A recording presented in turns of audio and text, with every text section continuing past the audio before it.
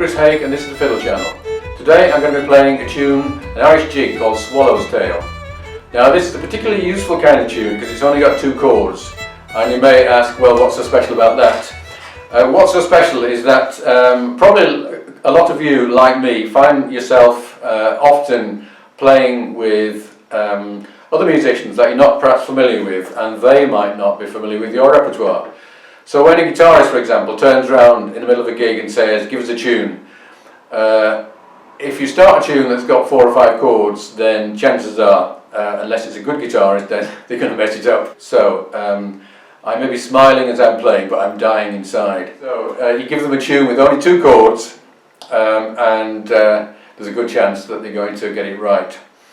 So here's the Swallowtail. I'll play it nice and slow, and then we'll talk about different approaches to bowing and ornamentation for this tune.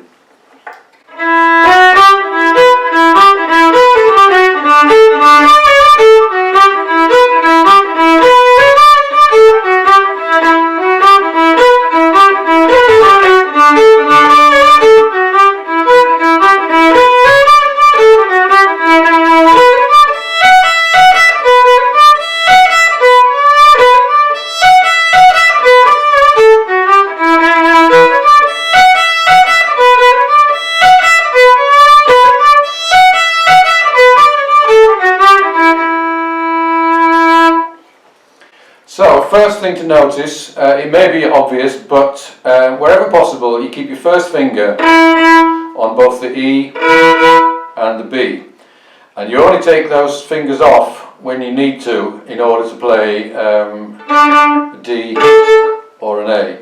So on the first phrase, all the way up to there, the first finger is not moving, it's on both strings. Now, the first thing to decide with your bowing is where do you want the accents to be. The simplest place to put accents with a jig is on the first of every 3 quavers. So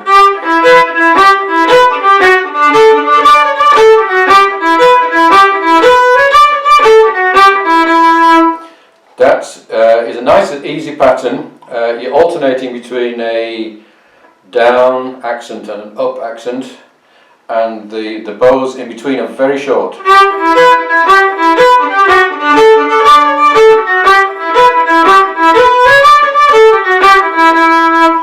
If you ever get a first-class classical player sitting down and trying to read an Irish jig, what they will do, almost inevitably, is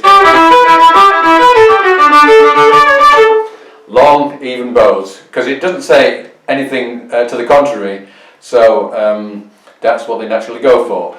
But it's got to be short bows and even shorter bows, and you've got to find somewhere to put accents. So it's a bit simplistic just doing that accent, so let's try putting an accent at the beginning of every second bar. So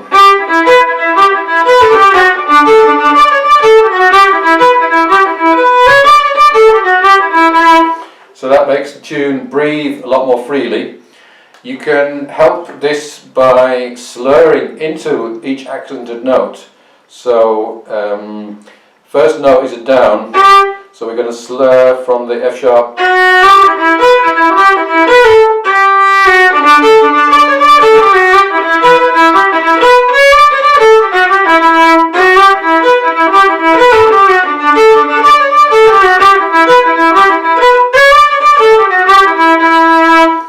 and that gives it a nice little push into each accented note at the beginning of the bar. You might decide that you want to put an accent on what you might call the backbeat. That will be the 4th quaver of each bar.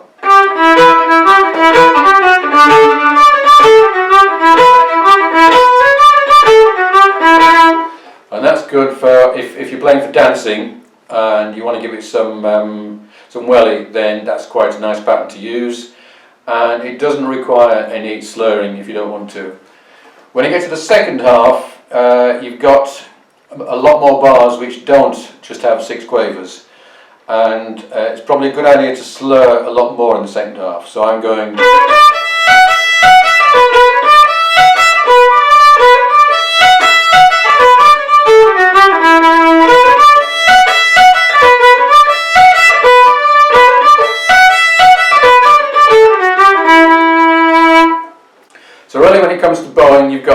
wide range of choices, and the thing to do is to look at it phrase by phrase and decide where you want the accents to be, and ideally you will change it as you go through the tune and as you repeat the tune, so that you're not learning a single bowing pattern and using it all the way through every time you play the tune. Bowing is one of the things that can enliven a tune and make it personal and make it possible to play it differently every time. Just one more thing about bowing. There's what I call a drop bow, where you lift the bow deliberately off the string and then come onto a strong down bow. And there's a good place for that in the second half. There, so I'm going bow off, and then dropping down and slurring into the next bar.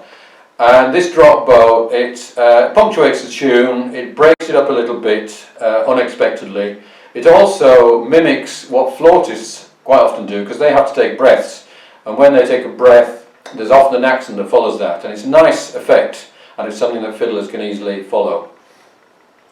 So, a few words about ornaments. There's not much ornamentation, not much room for ornamentation here, but on some of the B's you can do a double cut, so you flick your third finger on and off again, and on some of the D's you can do a fast roll.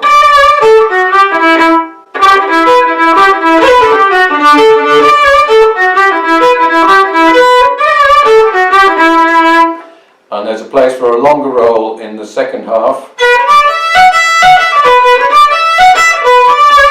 There.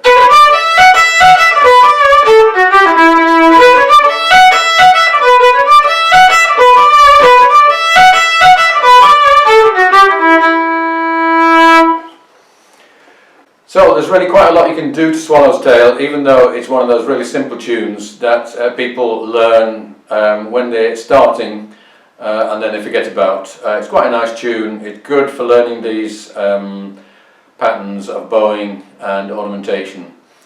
And as I say, it's only got 2 chords, which makes it easy for people to be able to follow you. If you enjoyed this and you would like a copy of the sheet music, if you subscribe, send me an email and I'll send it to you.